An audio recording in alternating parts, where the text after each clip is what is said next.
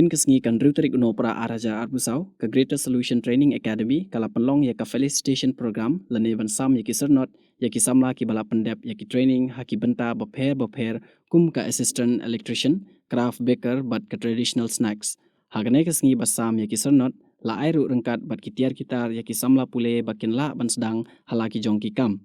Hagane ke program lawan bendon bentalang da kekong dali kinti kharshing ADC ka is Khasi Hills harangkat kekong Audrey Khonglam SDO ka is Khasi Hills ka director jong ka Greta Solution Training Academy kekong Haylin A Dingdo bat ka director jong ka Jiva Hospitality ka Simran Waswani ya kane ke program lapan long ha City Hot Dhaba Shillong. Training kebanyakan dengan Greta Solutions Training Academy rengkat pada MSSDS Midland State Skill Development Society. Training ni healthcare, ni craft bakery, assistant electrician, kitchen snacks, jylla bikin shop furniture, bamboo furniture, machine, that bone hagi trainings. Bila certificate distribution, buat PE hadiah Juni, kita startup tools, di craft bakery, di oven, buat electricians, drills, traditional snacks, di gas stove, buat version. Kini startup tools dia menyerap kita nak ada training punya orang main buat yang kelab macam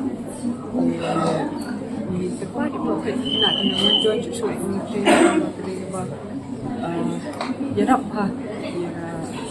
society duni berok away ekonomi juga berok away kita bertai bulan kam dan jam bulan kam sarkar dan ini training jarap semua boleh join buat ship ini company join training startup kumno Kerika training center tu kaya attach ba aku kaya tie up ke government.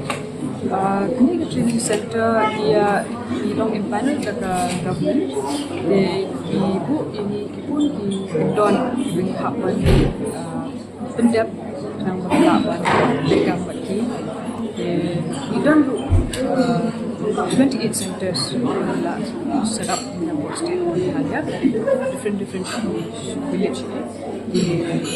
If I ini, but shine even training in the centers.